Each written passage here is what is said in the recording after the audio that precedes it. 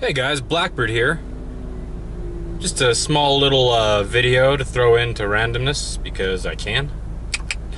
I just thought of making a video today. Why do I love cars? And the thing is, it brought me to an interesting point. Yeah, interesting point. Can't speak. I need help. I need an adult. Why do we love cars? Why do we love cars? A lot of people are like, oh, they're fast, they're fun, they're this big thing. Yeah, I mean, yes, they are that. But what is it that draws, at least for me, to cars?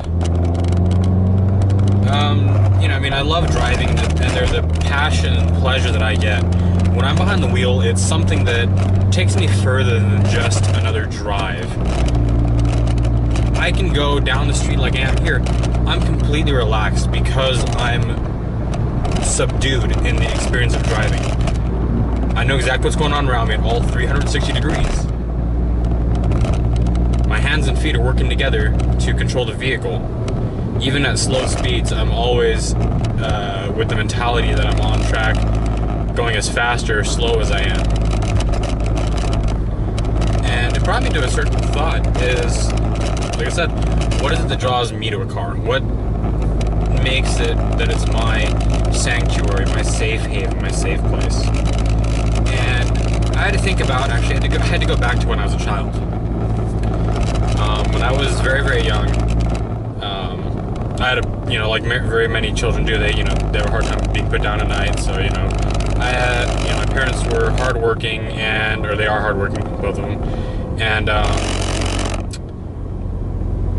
they had, early morning jobs, so to help me out at night, they took me for drives. So I remember my earliest memories that I have are pulling out toy cars with my grandmother and going on these night drives with my parents and seeing the lights.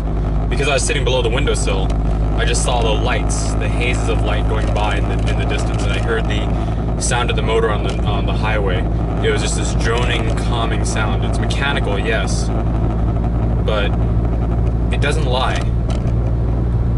And that's the thing about vehicles. The reason why I love vehicles so much over everything else is that they're a mechanical piece of technology. They don't lie. Their owners may lie. They may stick badges and stickers on them that don't agree with what it is. But the car itself doesn't lie. You can look in a motor. You can look at the motor that it is. Say, hey, that's this car. Look at what it is. Hey, that's this car. You're not. It's not some. Honda S2000 trying to pull off, the fact that it's a Ferrari. It's not the same vehicle. It doesn't lie. Mechanically, you can look at it and you can tell exactly what it is. There's no, like I said, the owner can lie, put badges and body kits on it all they want, but it's the same car underneath. And mechanically, it cannot lie. It's a machine. It is incapable of lying. So, in that essence, they're very, very true when you look at them the right way. So I like vehicles in that sense. They're very, very honest. My car, it's all right. It's a 2011 Sentra SCR Spec V. Now, what does that mean?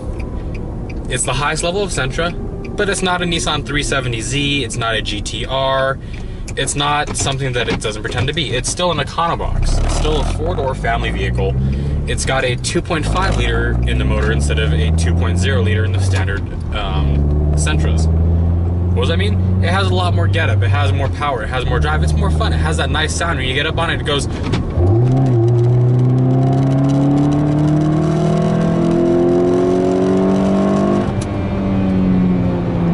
That's fun. Everybody loves that. Everybody loves that. A little fun with the motor, you downshift, yada yada, you play the gears.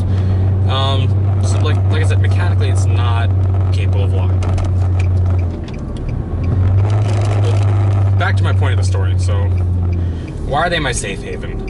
So like I said, got you driven around in them as a kid when I couldn't sleep. And then when I started driving, it gave me a sense of adventure. It gave me the it's gonna sound cheesy, but the wheels to roll around on and literally explore my world around me. I'm not bound by walking. I'm not bound by, what's in my neighborhood. I can drive to some place if I want to. Right now, I could literally just go like, let's go to LA, you know, it's 4 hours away. Sure, why not?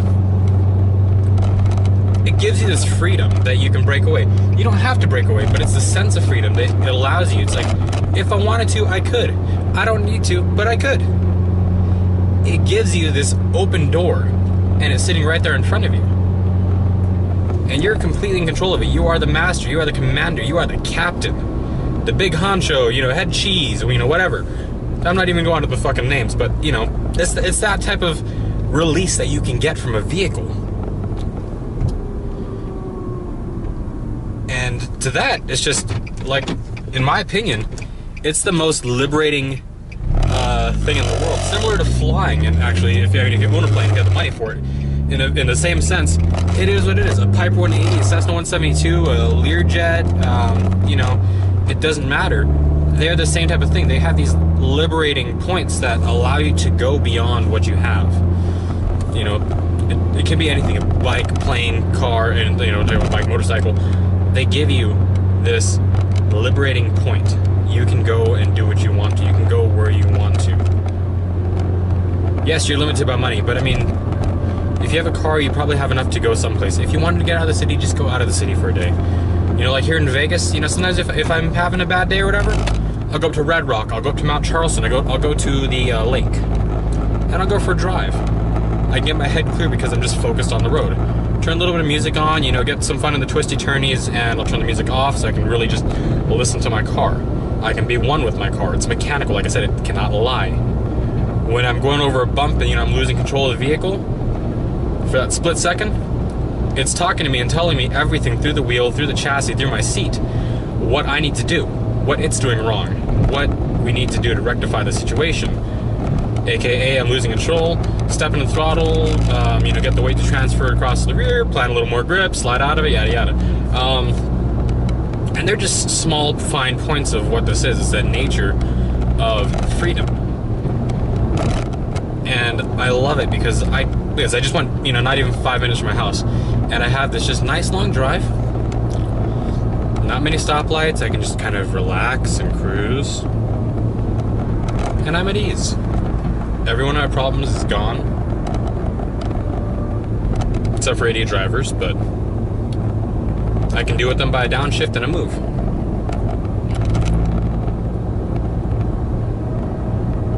Now when you're racing though, when you're on the track,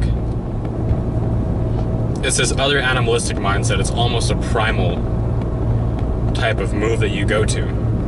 It doesn't matter whether you're racing in a real car, you know, in Formula One, NASCAR, or at your local go-kart track. There's a certain animalistic nature that a vehicle has when you're, you know, giving it its all, when you're really going for it.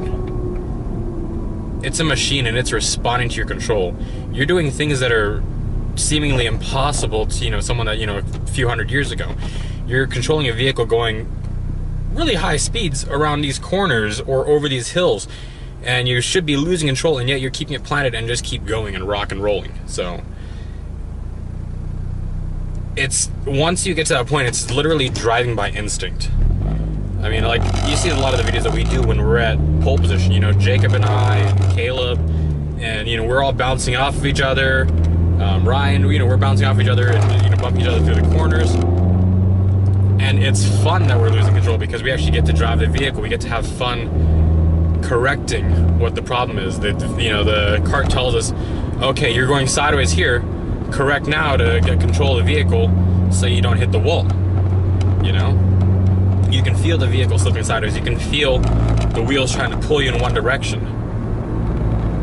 So what do? You get back into the throttle. You straighten it out. Correct the steering. And it's a lot of fun.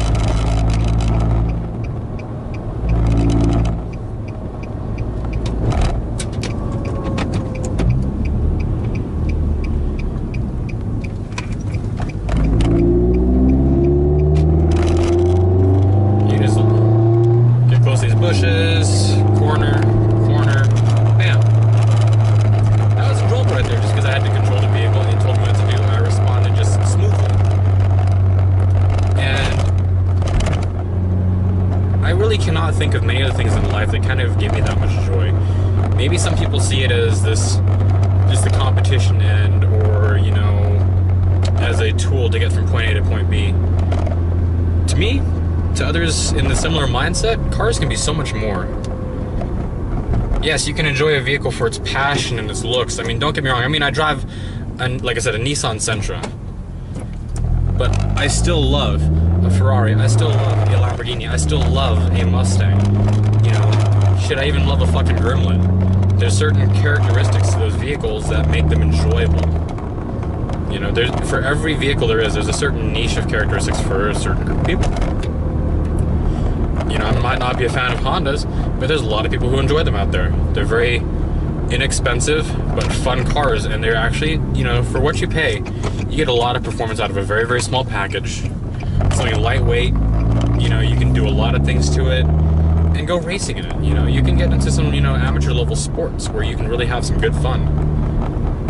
So it's more than just a tool. It's more than just this piece of technology that you admire. It's a communication, for me at least, because I get to enjoy the world. I get to see the world through this vehicle. I get to forget everything that's bothering me in the world through this vehicle.